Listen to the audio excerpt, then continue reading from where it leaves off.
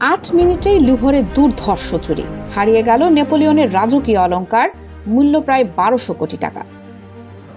বিশ্বের অন্যতম বিখ্যাত জাদুঘর ফ্রান্সের লুভর, সেই জাদুঘরেই ঘটেছে এক দুর্ধর্ষ দিনের বেলা চুরি।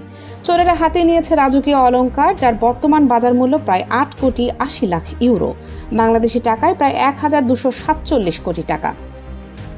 গত রোববার সকালে জাদুঘর খোলার কিছুক্ষণের মধ্যেই 4 জন মুখোশধারী চোর ঢুকে পড়ে লুভরের অ্যাপোলো গ্যালারিতে। তারা সিন নদীর দিকের একটি বারান্দা ব্যবহার করে ভেতরে প্রবেশ করে।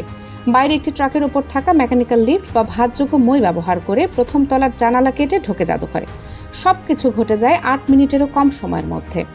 তারা বৈদ্যুতিক কাটার দিয়ে কাচের বাক্স ভেঙে অলংকারগুলো নিয়ে নেয়, এরপর মোটর বাইকে করে পালিয়ে যায়। চুরি হওয়া সামগ্রীর মধ্যে আছে একাধিক রাজকীয় উপহার। এর মধ্যে অন্যতম নেপোলিয়ন বোনাপার্টের স্ত্রীকে উপহার দেওয়া হীরার কণ্ঠহার। আরও আছে তৃতীয় নেপোলিয়নের স্ত্রী সম্রাজ্ঞী উজিনির টিয়ারা। এছাড়া রানী মেরি অ্যামেলির একাধিক অলংকারও চুরি হয়েছে। তদন্ত কর্মকর্তারা ঘটনাস্থল থেকে একটি মুকুট উদ্ধার করেছেন। ধারণা করা হচ্ছে পালানোর সময় তাড়াহুড়ায় সেটি পড়ে যায়। চোরেরা ভেতরে থাকা নিরাপত্তারক্ষীদের ভয় দেখিয়ে বের করে দেয়। বাইরে এসে তারা তাদের গাড়িতে আগুন ধরাতে চেয়েছিল, কিন্তু এক জাদুঘর কর্মীর তৎপরতায় সেটা সম্ভব হয়নি। শেষ পর্যন্ত চোরেরা স্কুটারে চড়ে পালিয়ে যায়। ফরাসি কর্তৃপক্ষ বলছে এই চোরেরা সম্ভবত অভিজ্ঞ ও পেশাদার অপরাধী দল। তাদের পরিকল্পনা ছিল নিখুঁত ও দ্রুত। ফরাসি কৌশলী লোর বেকো জানিয়েছেন, চুরি যাওয়া অলংকারগুলোর দাম অনেক বড়, কিন্তু অর্থমূল্যের চেয়ে বেশি ক্ষতি হয়েছে ফ্রান্সের ইতিহাস ও ঐতিহ্যের। বিশেষজ্ঞরা আশঙ্কা করছেন চোরেরা হয়তো ইতিমধ্যে অলংকারগুলো দেশের বাইরে পাচার করেছে।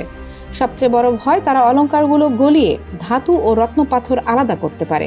তাহলে এই ঐতিহাসিক সম্পদ চিরতরে হারিয়ে যাবে। তবে কৌশলীর আশা, মূল্য প্রকাশের পর চোরেরা হয়তো দ্বিতীয়বার ভাববে, কারণ গলিয়ে ফেললে এত দাম পাবে না, আর ঐতিহাসিক মূল্য তো ফিরিয়ে আনা সম্ভবই নয়।